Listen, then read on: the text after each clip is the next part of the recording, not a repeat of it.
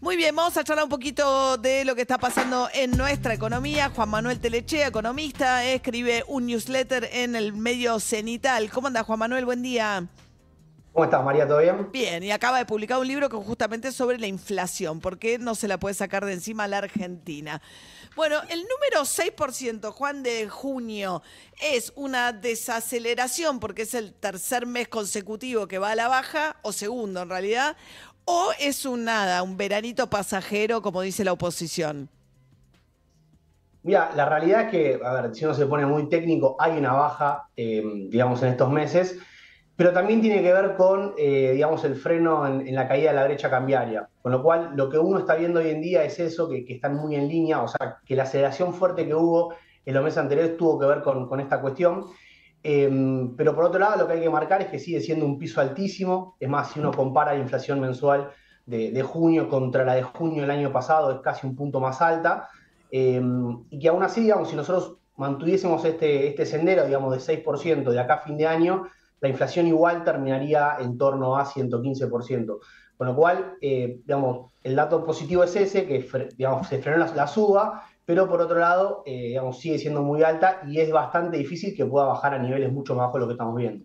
Claro, el punto es qué pasa el mes que viene, ¿no? El planteo es, bueno, vacaciones de invierno, julio suele ser un mes más inflacionario y el tema de qué está pasando con alimentos, que los alimentos fueron como digamos, subieron 4%, con lo cual bajan el promedio general, particularmente pues está frenada la suba de la carne, como que es muy sensible a que si llegara a subir la carne otra vez, volvemos a estar en números más altos de inflación.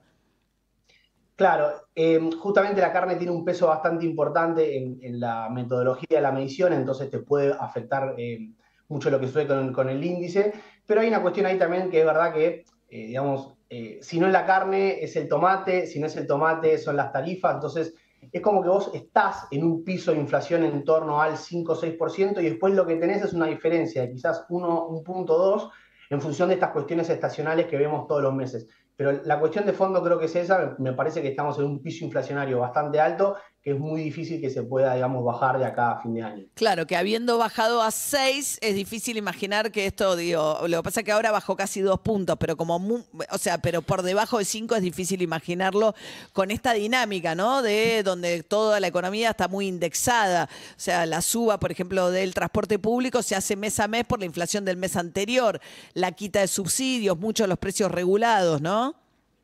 Claro, y además esta cuestión, como te decía antes, de que lo que se observa en este último tiempo, digamos el último año, es que los precios están mucho más en línea con lo que está pasando con la brecha cambiaria y bueno, precisamente en estos días Está esa brecha subiendo, se claro. disparó un poquito justamente por la falta de acuerdo con el FMI y la caída de las reservas y las cuestiones más financieras vinculadas a la economía.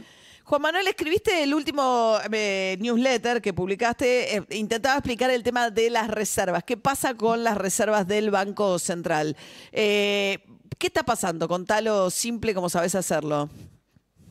Bueno, hoy creo que, digamos, si bien hay un montón de focos en la economía y siempre hablamos de la inflación, me parece que en este momento la cuestión más crítica en lo que es el aspecto económico es en la caída de reservas, porque cuando uno se fija lo que pasó en los últimos meses, pero puntualmente en mayo, fue que tuvimos la caída más grande del año, más de 5.000 millones, y con lo cual el Banco Central, las reservas con las que quedó, digamos, son bastante escuetas, ¿no? Unos 27, 28 mil millones de dólares, pero que en realidad, digamos, en esa contabilidad vos tenés un montón de dólares que no son estrictamente propios del Banco Central, y por lo tanto se hace, el FMI lo que hace es una cuenta distinta, que dice, bueno, a ver cuántos dólares tiene en realidad el Banco Central, cuál es la posición financiera del Banco Central.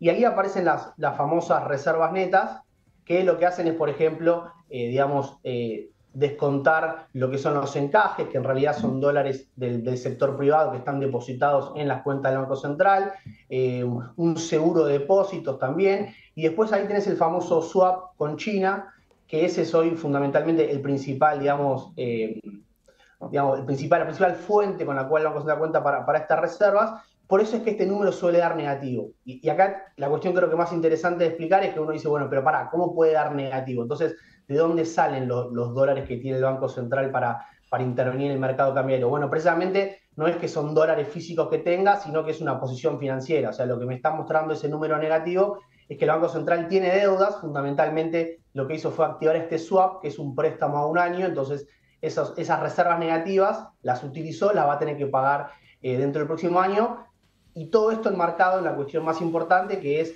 la renegociación del acuerdo con el fondo, porque en junio tenían que ingresar unos 4.000 millones de dólares para poder pagar la deuda con dicho organismo, y esos fondos no entraron porque Argentina incumplió las metas correspondientes del primer trimestre. Así que o sea, básicamente estamos viviendo el acuerdo con China, de este swap de intercambio de monedas que no sabemos además qué interés paga, porque esa cláusula es secreta, pero de no tener yuanes, el central hubiese quedado sin fondos ahora.